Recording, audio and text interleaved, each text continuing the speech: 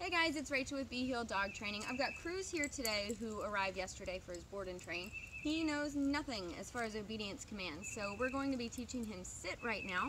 So I'm just putting this video together in case you've been struggling with teaching your dog to sit. I'm going to start off with a couple of pointers about teaching sit, and a lot of these apply to any of your commands. So for starters, I've got his daily food with me. You can use food lures, you can use treats to help you with this. And you notice too, I've got my prong collar on. If you follow my stuff, you know that I'm a big fan of prong collars. But it's not just for dogs who pull on leash.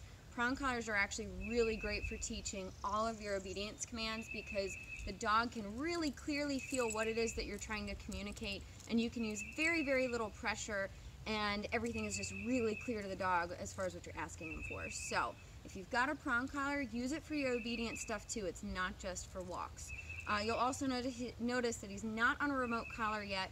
We always start all of our commands just with leash pressure and guidance and food reward, and we're going to layer the e-collar work over that later. So when you're thinking about the sit, you want to think about the dog's body kind of being like a board or a 2x4. If you lift one side of that board, the other side is going to drop. So we want the dog's head to be up, which is going to encourage the butt to go down. So one of the first things I like to do when I have my leash on, I'm going to get my food lure in my hand. Initially, I'm starting off with the food, luring him into a sit, and then we'll move into it just becoming a reward. So when I offer this, I'm going to get him interested. I'm going to hold it up high, again, to get that head up to encourage the butt down. The next thing I'm going to do is lift straight up and provide upward leash pressure. This isn't super hard. This is going to turn into a cue. Now, some dogs are sensitive enough that just this little bit of pressure will encourage them to sit, even if they've never learned the command before. Again, they're going to feel that and respond to that a lot better if you're using a prong collar. So I'm going to start with that, straight upward pressure, get his attention here. Nothing yet, so now I'm going to apply pressure. Hold on, buddy. Apply pressure with my fingers just at the base of the tail. Yes! Right here, bud. So, a couple of things to point out. First of all, as far as your pressure, when you apply pressure at the base of the tail, you want to make sure that you're not using the palm of your hand and applying flat pressure. I see a lot of people trying to do this, and look at already, he's pushing back against me. I could force down, and some dogs will respond to that flat palm pressure, but a lot of dogs tend to push against that. They fight that, okay? And so he puts his butt down right when I say they fight it, but you saw it took a little longer to get him there. So what I'm going to do instead is just use my fingers, and you can feel this effect on yourself. If you, sorry about the wind, hopefully you can hear me okay. If you push your flat palm against like your elbow or your shoulder, don't know my own body parts, against your shoulder or your thigh, and then press just your thumb, notice how much easier it is to feel that pressure and understand it. So I can take my two fingers right at the base of the tail, hardly any pressure. It makes a lot more sense to the dog, and you can use a lot less pressure and less force. You're not having to force the dog into a sit. You're guiding them and cueing them. They're responding to that pressure. The next thing you'll notice is I'm not telling him to sit verbally.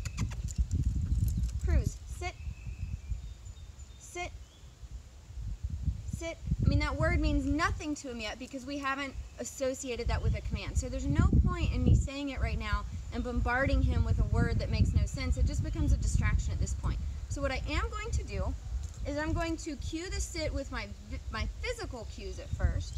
I've got my treats up high, my leash pressure. Yes! And he offered it without the pressure at the base of the tail, so that's great. What I'm doing is as soon as his butt hits the ground, I'm saying yes to mark that behavior, and then immediately following that with a food reward. Break. He doesn't know the word break yet either, so he'll be learning that with this. So again, attention, head high, leash pressure. Yes! I'm not worried that he's spinning around right now and not facing me the whole time. Those are little details. All I want is that butt to hit the ground. Good boy. Break.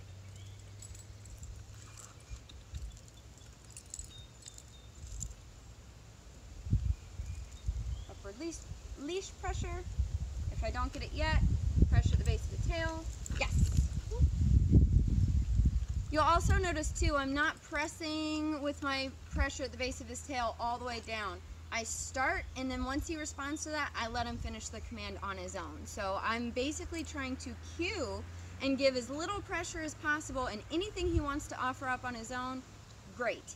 If I do have to guide him a little bit further and get him to the ground, that's fine too. Some dogs will, especially if they're a little bit nervous or timid, they might start to put their butt down but not sit, and then move a little more and move a little more, and you might have to guide them through that process, but anything they'll offer on their own, let them do that. So now that I can consistently get him to do this with relative ease, yes, now I'm going to start marking it with the word sit. And initially, I'm still not going to say sit first. I'm going to say sit right as he's doing it. And that's what is labeling that physical action as the sit. And I'm going to let the wind kind of do its thing here before I talk too much more. So, I'm going to physically cue it. Sit. Yes. Mark it clearly as his butt's touching the ground. Good boy. Break. Come here, bud.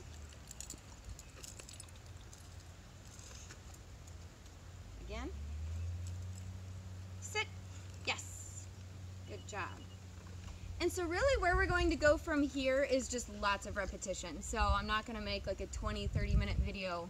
Really, we're not even going to do this for 30 minutes. I'm not going to make a 20-minute video of you watching me like have him do this over and over, but I'm going to do the same thing over and over. Look at you.